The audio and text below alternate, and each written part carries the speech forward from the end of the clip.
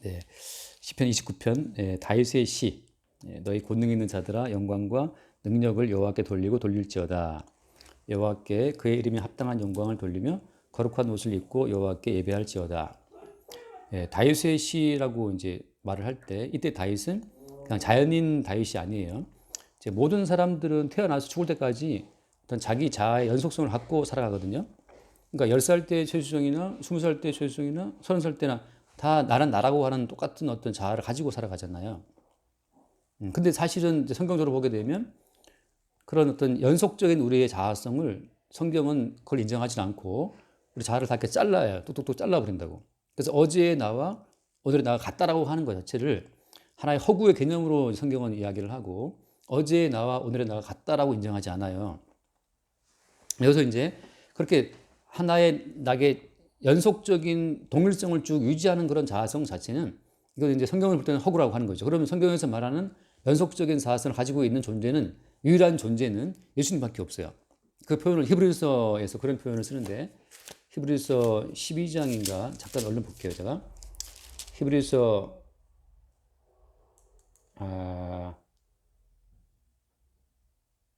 12장 13장인가? 또 얼른 이게 생각 안 나네 이게. 이런 이야기예요. 예수 그리스도는 어제나 오늘이나 영원토록 동일하시니라 그런 이야기가 있는데 이게 눈에 안 들어오네. 13장 8절이에요. 13장 8절에 예수 그리스도는 어제나 오늘 영원토록 동일하시다. 그러니까 어제나 오늘의 영원 동일하신 분은 예수님밖에 없고 사실 우리는 어때요? 우리는 매일매일 바뀌어요. 뭐 내가 알기로 우리 간세포 같은 경우에도 5년만 되면 다 바뀐다면서요. 내가 알기로 유일하게 평생도록 가져가는 어떤 그러니까 영구적인 거의 세포가 눈이라고 내가 본 적이 있어요. 나머지 머리카락도 몇 년마다 다 싹 바뀌고 심장 세포도 몇 년마다 다 바뀌고 피부 세포도 뭐 거의 뭐 한 달인가요? 다 바뀌잖아요. 그러니까 모든 장기가 다 새로운 걸 다 바뀌어요. 새로운 세포로. 근데 정확치는 않은데 내가 알기로 이 눈에 있는 각막세포인가 이것만이 평생 한대요. 평생 영구적으로 간다 하더라고. 눈 부분만. 근데 뭐 한번 확인해 봐야 돼 그거는. 어쨌든 간에 그래서 우리 육신도 어때요? 우리 육신도 사실은 이게 우리 게 아니거든 이게. 그러니까 어제의 육신이 오늘의 나라고 말할 수 없는 게 이미 세포가 바뀌고 다 바뀌어서 단지 나의 어떤 인지, 나의 어떤 그 뭐랄까 이 기억만이 나의 나됨을 유지하고 있지. 성경에서는 동일하신 분을 주님만으로 딱 이렇게 단정을 하고 우리 모든 피조물들은 사실 매일매일 어떤 바뀌는 거죠. 자, 그런 점에서 다윗의 시라고 말을 할 때 이때 말하는 다윗은 어릴 때부터 쭉 자아의 동일성을 유지해온 그런 인간적인 다윗을 말하는 것이 아니고 이 다윗 가운데 어떤 다른 새로운 어떤 영이 성경으로 말하면 다른 영이 주어짐으로 말미암아서 다윗이 지금 다른 세계에 접신되어서 말하자면 다른 세계에 이렇게 연결되어서 어떤 그 새로운 안목으로 전체를 보는 거죠. 수용자매 그러니까 우리의 눈으로 우리를 볼 수 있나요? 우리는 죽을 때까지 우리 눈으로 우리를 못 보잖아요. 그냥 우리는 거울에 비친 모습 보는 카메라에 비친 모습을 보는 거지 이 눈으로 나를 못 봐요. 그러니까 그 말은 무슨 말인가 하면 인간은 영원히 내가 누구인지를 자기로서는 모른다는 이야기거든요. 자기 일부는 볼 수 있어요. 팔다리 볼 수 있고 다 볼 수 있지만 영원히 나로서 내가 누구인지 정확히 알 수 없다고 하는 거. 근데 이제 성경에서는 뭐냐면 그러면 이제 그 새로운 어떤 세계의 영이 다윗에게 임함으로 말미암아서 그 새로운 세계의 영으로 다윗은 자기의 어떤 자아성을 새롭게 이제 보게 돼요. 근데 그때는 자기가 누구인지만 보는 것이 아니고 모든 피조 세계의 어떤 실체를 다른 세계의 안목으로 본다고 하는 거죠. 그래서 오늘 말씀처럼 다윗의 시라고 말을 할 때는 이때 다윗은 지금 타고난 그 세상 가운데에서 주입돼 준 가치관으로 형성된 그런 자아, 뭐 자본주의 시대의 가치관, 뭐 공자왈 맹자왈 시대의 가치관, 가장 뿌리는 선악적 가치관이거든요. 선악적 가치관이 형성된 그 도시국가에서 농경사회에서 형성된 그런 가치관으로 자기를 바라봤던 그런 다윗이 아니고 이제 그런 모든 세계의 근원을 이렇게 일깨워주는 말하는 계시적인 안목으로 세계를 다시 보게 되는 거죠. 그럴 때 나오는 말이 뭐냐? 권능 있는 자들아 영광과 능력을 여호와께 돌리고 돌릴지어다.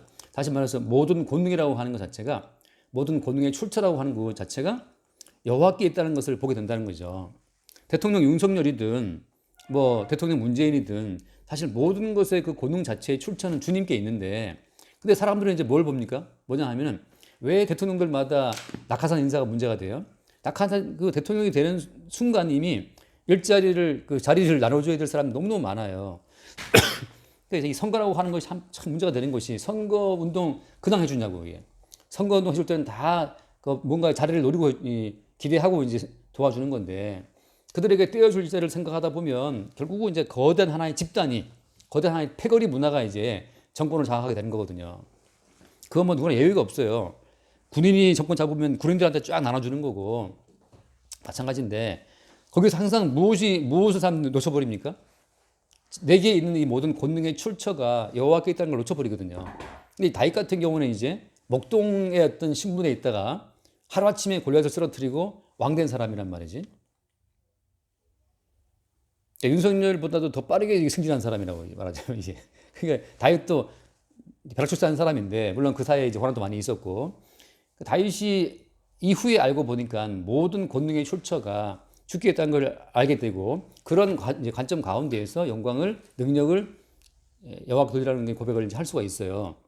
근데 이제 문제는 뭐냐면, 영광 돌리지 뭐, 그분 덕분에 이렇게 말할 수 있는데, 그 2절 말씀에 여호와께 그의 이름에 합당한 영광을 돌리라고 말하잖아요. 영광을 돌리라 말해놓고 나서 2절 말하기를 그냥 영광이 아니고 그의 이름에 합당한 영광을 돌리라고 말하는 거예요. 근데 그의 이름에 합당한 영광을 돌리기 위해서는 뭘 알아야 되겠습니까? 도대체 그분의 이름의 가치가 무엇인지, 그분의 이름이 뭘 했는지, 뭘 하고자 하는 것인지, 그러니까 총체적으로 여호와께서 하고자 하시는 그 모든 일의 실체를 알아야 합당한 영광이 가능하거든요. 이걸 이제 제가 뚝 떼어서 미리 말할게요. 그의 이름에 합당한 영광을 말하면 뭐냐면, 이게 십자가에 죽으신 예수 그리스도, 이 땅에 오셔서 십자가 못 박혀 죽임을 당한 그 하나님의 그 최종적인 어떤 그 자리에서 비로소 그의 이름에 대한 가치가 드러나요.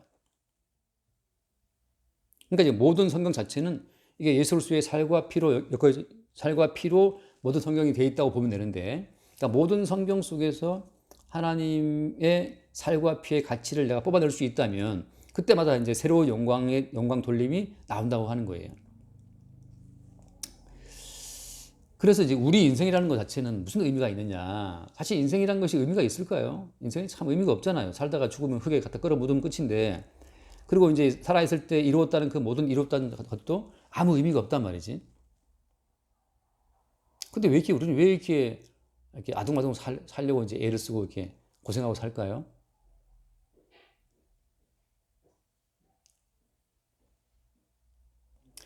그리고 3절 말씀 보면 3절에 여호와의 소리가 물 위에 있다, 그런 표현을 하거든요.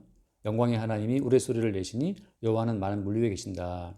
여호와께서 많은 물 위에 있다고 하는 이 표현 자체가, 물 위에 있다고 하는 것은 물 아래에 있는 자들은 어떤 상태에 있는 거예요? 물 위에 있다고 말씀하시면 물 아래는 다 어디 있어요? 다 죽음 속에 있는 거죠. 가끔 내가 들은 비유처럼 수몰지구에 댐 막아가지고서 옛날에 그 정들었던 그 모든 마을이 다 물에 잠겨가지고, 그 뭐 돌담길이니 뭐 집이 다 그냥 물에 잠기잖아요. 그 수몰지구에 잠겨 있는 어떤 그 큰 마을처럼 지금 여호와의 소리가 물 위에 있다라고 말씀할 때에는, 여호와께서 많은 물 위에 계시다라고 말을 할 때에는, 여호와께서 그 물 위에 있다고 말씀할 때 밑에 있는 모든 자들은 다 죽음 속에 있다는 뜻이고, 그냥 어떤 저주 가운데 있다는 뜻이거든요. 저주 가운데 있다. 그러니까 지금 우리가 살아가는 이 모든 삶의 어떤 전체가 저주 가운데 있고 죽음 속에 있다는 그 사실을 우리가 아는 것이, 이게 이제 말하자면 다윗의 시라고 말할 때 이 다윗이라는 사람이 보게 된 이제 새로운 어떤 세상의 실체였다고 하는 거죠. 죽음은 모든 의미를 삼켜버리기 때문에 여기서 뭐 대통령이든 뭐 검찰총장이든 그 모든 것이 아무 의미가 없어요. 다 물속에 잠겨있는 수몰지구 속에서 그냥 죽음 속에서 벌어지고 있는 하나의 환영 같은 거라는 거지. 거기에서 여호와의 이름에 합당한 영광이라고 하는 것은 뭐냐? 일단 이 땅 자체가 이 어떤 저주와 죽음 속에 있다는 사실을 성경은 이제 늘 말해주고 있는 거고, 그 저주와 죽음 속에 있다고 하는 그 사실을 하나하나 이제 끄집어내는 과정이, 그게 이제 정춘하의 인생이고 이게 천순의 인생이에요. 그러니까 우리는 매일매일 어떤 저주 가운데 있다는 사실, 그리고 죽음 속에 있다는 사실을 매일매일 확인을 해요. 그 확인을 할 때 그것이 어떻다? 그 확인하는 그것이 오히려 다윗이 시를 쓰는 것처럼 그 순간에 지금 생명의 세계, 물 위에 앉아 계신 여호와의 세계에 접촉되었을 때, 그 접촉되었을 때 그때 발견되는 새로운 안목이 이 땅은 지금 죽음이라고 하는 그 물에 잠겨있다는 사실을 본다고 하는 거죠. 아까 잠깐 말했지만, 그러니까 다윗이라는 사람에게 그 2절 끝에 있는 말씀처럼 거룩한 옷을 입고 여호와께 예배하라는 말, 거룩한 옷을 입어야 예배가 가능한데 거룩한 옷을 입는다는 것은 왜 이걸 입어야 돼요? 자, 체리는 옷을 입으려고 해요, 안 입으려고 해요? 보통 입혀주면? 그거 왜 안 입으려고 그러죠? 나도 이해가 안 가는 게 왜 강아지한테 왜 옷을 입히는지. 원래 강아지는 옷을 안 입게 돼 있거든. 근데 사람이 어때? 사람이 옷을 입힌단 말이야. 이건 굉장히 부자연스러운 거거든요. 마찬가지로 어때요? 우리는 여기 말하는 이 거룩한 옷을 입고라고 말하는데 우리는 여호와께서 준비해 주신 옷을 우리는 안 입으려고 그래요. 왜 그렇겠어요? 여호와가 준비해 주신 옷을 우리는 안 입고자 한다. 잠깐 그 마태복음 말씀을 잠깐 볼게요. 마태복음 이게 지금 몇 장인지 얼른 모르겠지만 22장을 보면 마태복음 22장에 그런 22장에 쭉 보면 거기에 이제 임금이 잔치를 베풀어요. 임금이 혼인 잔치를 베푸는데 아들을 위해서 사람들이 막 왔단 말이지. 근데 그 11절 말씀 보면 임금이 손님들을 보러 들어올세 거기서 예복을 입지 않은 한 사람을 보고 이르되 친구여 어찌하여 예복을 입지 않고 여기 들어왔느냐 하니 그가 아무 말도 못하거늘 임금이 사원들에게 말하되 그 손발을 묶고 바깥 어두운 데에 내던지라 거기서 울며 슬피 울며 이를 갈게 되리라 이렇게 돼 있단 말이죠. 청함받은 자는 많되 택함 입은 자는 적다. 그래서 이 손님은 왜 그 파티에 걸맞는 예복을 왜 입지 않았을까? 그래서 물어보죠. 친구여, 어찌하여 예복을 입지 않고 여기 들어왔느냐? 근데 그가 아무 말도 못해요. 아무 말도 못해. 그래서 그 손발을 묶어가지고서 밖에 던져버리는 거예요. 이게 이제 말하면 지옥인데 예복을 입지 않았다고 해서 이렇게 해서 왜 그것 때문에 예복을 입지 않았다고 해서 손발을 묶어서 밖에 던져버렸을까요? 자, 이 예복이라고 하는 것을 사람들이 왜 거부하냐 하면 우리의 본성에 안 맞아요, 예복이. 성경에서 말한 예복은 어떤 것이기 때문에 이게 안 맞을까요? 모든 인간은 이미 선악과를 먹었기 때문에 자기 나름의 어떤 선악 가치가 있다고. 그 자기 나름의 선악 가치, 자기 나름으로 선악을 보는 이 관점을 바꿀 수가 없어요. 곧 죽어도 어때? 곧 죽어도 하나님 보좌 앞에 가도 자기의 관점 자체를 주장하거든. 그래서 내가 보기에 아름다운 옷이 따로 있는 거예요. 내가 보기에 아름다운 옷은 바로 뭐냐 하면 내가 보는 선악 기준으로 나의 행실을 갖춰 입는 것. 내가 보기엔 이것이 옳은 거지. 좀 전에 와서 막 싸웠던 어떤 아줌마처럼 자기가 보기엔 이게 옳다는 거지. 그래서 말하기를 뭐 여기 할머니한테 다시는 이거 순집 집에 치우라는 거지. 하지 말라는 거지. 장사하지 말라고 막 이제 근데 그래서 당신이 뭔데 장사하지 말라 그러는데 아무튼 하지 말라는 거죠. 그런데 우리는 우리가 갖고 있는 이 관점 자체를 스스로 바꿀 수가 없어요. 그래서 어떻게 해요? 그래서 하나님마저 판단한다고. 그래서 하나님마저 판단을 해서 하나님마저 죽여버리는 사건이 십자가 사건이에요. 근데 거기서 이제 바리새인들과 서기관들과 그 당시의 제사장들과 하나님 말씀을 아주 열심히 지켜온 그 모든 사람들이 그들이 봤을 때 예수 그리스도라고 하는 그 양반은 저건 죽이 없어야 된다는 거예요. 저건 죽이 없어야 돼. 그들이 봤을 때 예수는 죽이 없을 대상이란 말이지. 그것이 그 십자가의 사건인데 그러면 바리새인들과 서기관들만 그런 것이 아니에요. 선악과를 먹고 나름의 선악 기준을 갖고 인생을 살아가는 모든 존재들이 예수 그리스도를 죽이 없애야 된다는 쪽에 다 찬동한다는 것을 그 십자가 사건을 보여주는 거예요. 우리가 볼 땐 지금 왜 예수를 십자가에 못 박아 죽이 이렇게 말하지만 그 역사 현장에 있다면 우리도 마찬가지라고 하는 거예요. 마찬가지라는 그 증거는 뭐냐? 베드로의 3번 부인이고 유다의 그 은 30개 예수를 팔아먹은 것이에요. 3년 동안 예수를 따라다니고 함께 동동동했단 말이죠. 3년간 예수와 함께 먹고 자고 그의 표적을 보고 그와 함께 모든 고락을 함께 했어요. 고락을 함께 했다. 지금 체리가 몇 년 동안 같이 살았죠? 2년? 얼마 안 됐네. 이게 그래서 지금 막 정들었잖아요. 정들었는데 예수님은 3년 동안 함께 있었거든. 그래도 어때? 마지막에 그들이 십자가의 사건 앞에 왔을 때 다 도망가 버려요. 다시 말하면 좋을 땐 좋으나 좋을 땐 다시 말하면 뭐가 좋을 때예요? 나의 생존을 도와주고 나의 명예욕을 채워주고 뭔가 나에게 유익을 줄 때는 예수님이 좋아 너무 좋아 따라가지만 더 이상 저 예수라는 젊은이를 따라가 봤자 내가 돌아올 것이라고 하는 것은 이제 망이다. 망한다. 나의 생존과 나의 커리어, 나의 명예에 아무 도움이 안 되면 누가 예수를 따라가겠어요? 그게 베드로가 보여준 샘플이에요. 거기서 우리는 베드로처럼 안 할 거라고 말하지만 천만의 말씀이에요. 예수 믿고 교회 나가면서 사업 무너지고 건강 나빠지고 관계 다 깨져버리고 되는 게 하나도 없으면 누가 예수를 믿겠어요? 단지 언제만 예수 믿어요? 나의 일상에 도움 될 때만 예수를 믿는 거지. 직장 잃고 돈 다 까먹고 다치고 부러지고 암 걸리고 뭐 집안 다 망해버리면 누가 예수 믿냐고. 그런 것처럼 그 인간이 날 때부터 타고난 모든 기본적인 관점은 자기 생존과 자기 영광을 위해서 작동하도록 돼 있기 때문에 모든 인생들은 십자가의 사건 앞에서 예수를 팔아버리는 쪽으로 갈 수밖에 없다는 거. 다시 말하면 모든 인간의 사실은 하나님이 준비하신 예복을 입을 준비가 안 돼 있어요. 본인이 만들어 입은, 본인이 맞춰 입은 자기 예복을 입고 싶은 거예요.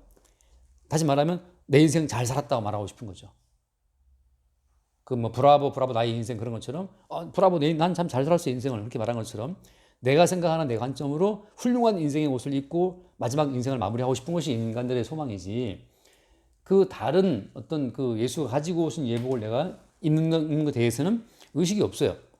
근데 여기서 무슨 말 하고 있냐면 거룩한 옷을 입고 여호와께 영광을 돌리라 예배하라 말씀했기 때문에 그분께 예배한다고 하는 것은 나의 모든 옷을 벗어버려야 되거든. 그 뭐 김종환 노래처럼 거짓의 옷을 벗어버렸다 하는 노래 뭐 들어본 적 있어요? 못 들어봤어요?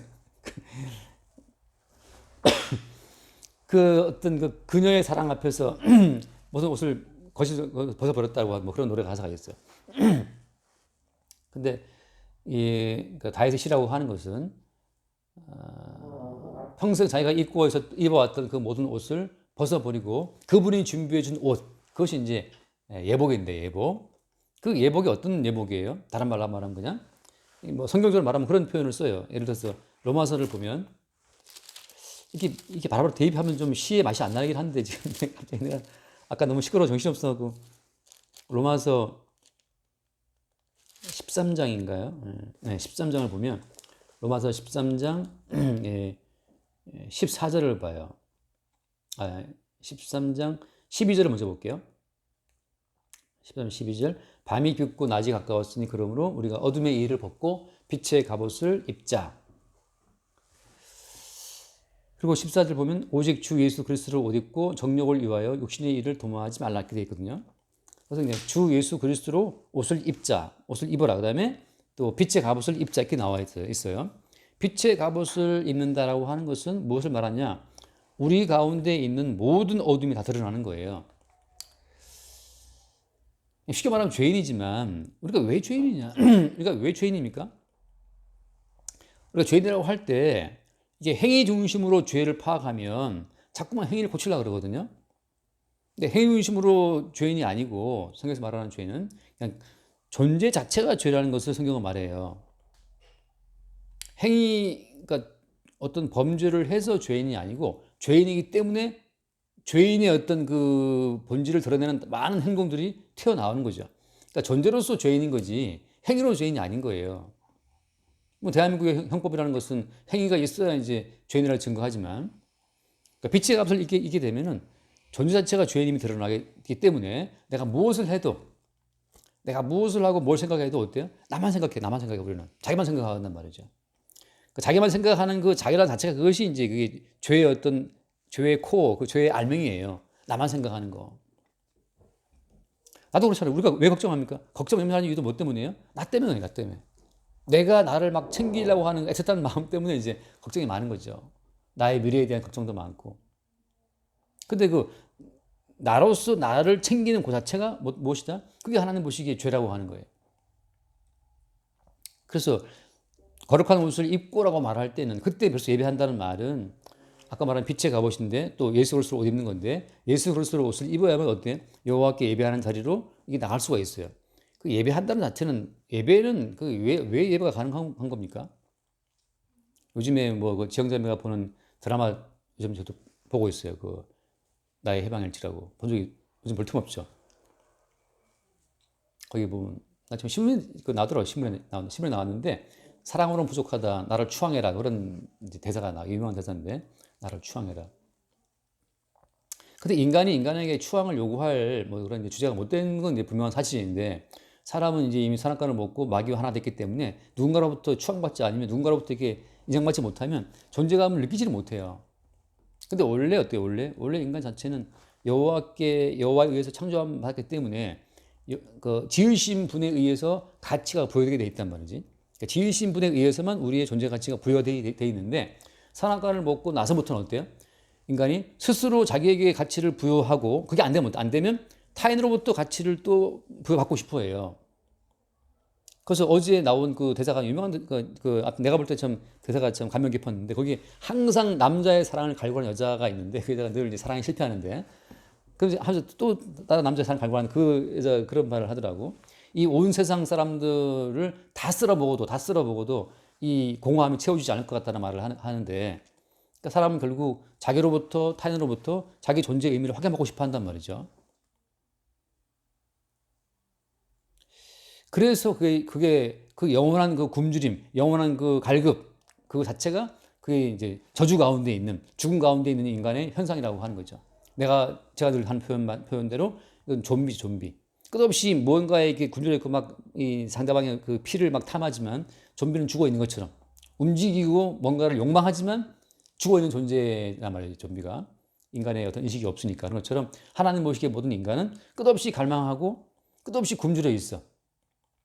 그러면서도 자기들을 지으신 그 창조자의 어떤 그 창조로부터 주어지는 존재의 의미 부여를 깨닫지를 못해요. 그래서 모든 인간은 그냥 죽어 있는 자예요. 여기서 말한 여호와께 예배할지어다 말할 때는 거룩한 옷을 입고라고 말하는 거예요. 이 옷이라는 자체는 이제 그리스도 예수로 옷을 입는다고 하는 것은 우리 모든 존재는 그리스도 예수 안에서만 존재의 의미가 살아난다는 뜻이거든요. 그리스도 예수 안에서만 우리의 존재 자체는 새롭게 규정이 되고 존재의 의미가 살아나요.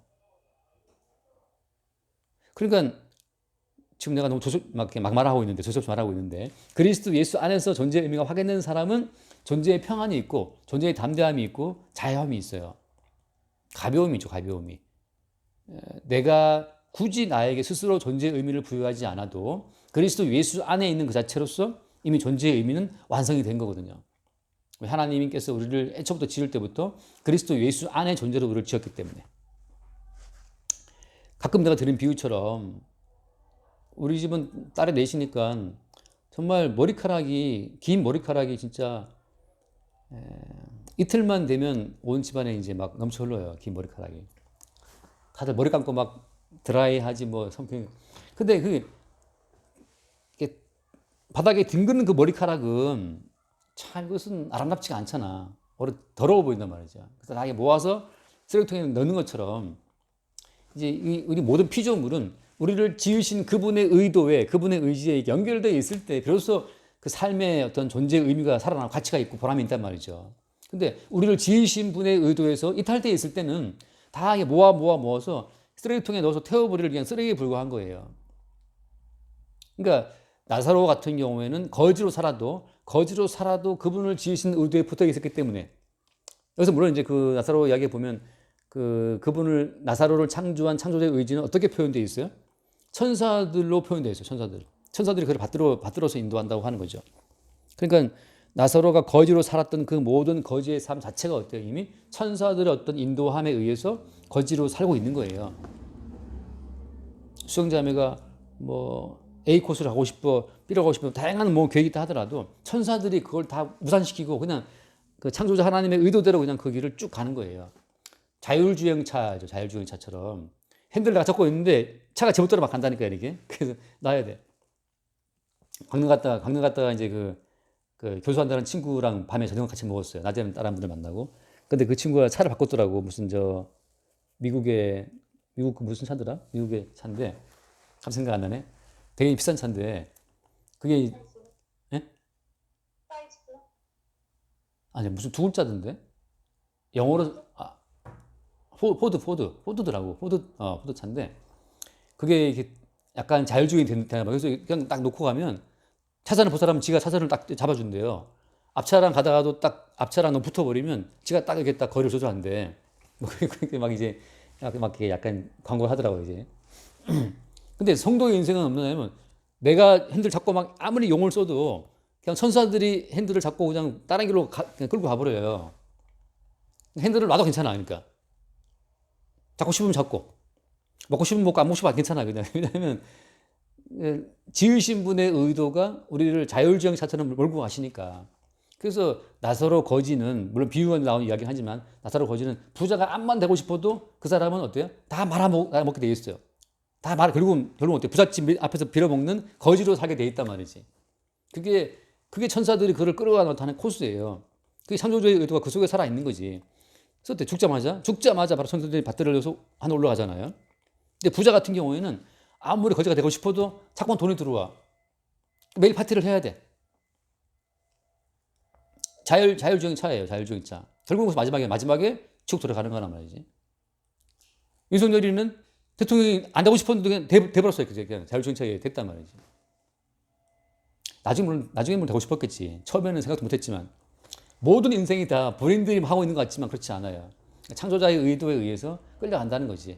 여기서 이제 거기서 중간에 개입한 존재가 누구냐? 이제 마귀가 개입해요. 마귀가 개입하게 되면 마귀는 계속해서 어떻게 한다? 마귀는 계속 우리에게 자아의식을 심어주어서 없는 자아의식을 끌어안고 타인의 시선을 신경을 쓰면서 평생 이 땅 가운데서 정말 고통 가운데 살아가는 거야. 그 허상의 세계를 헤매는 거죠. 그 누구도 하나님이 통치하시는 통치의 범위를 못 벗어나요. 그러니까 그 누구도 자기 의지로 지옥 가는 게 아니에요. 주님께서 그들을 지옥 보내시는 거예요. 그 누구도 자기 의지로 천국 가는 게 아니고 주님의 의지가 그들을 통해 인도하는 거고. 그럴 때 이제 거룩한 옷이라고 하는 것은 그들 가운데 입혀진 예수 그리스도의 옷을 입은 자들이 비로소 그 나의 어떤 존재성이 아니고 입혀진 예수 그리스도로 말미암아 어떻게 된다? 우리가 그 하나님 나라로 간다고 하는 것을 보게 되는 사람들만이 비로소 여호와께 예배가 가능하다고 하는 거예요. 이건 내가 또 지금 1시에 성경 공부가 약속되어 있거든요.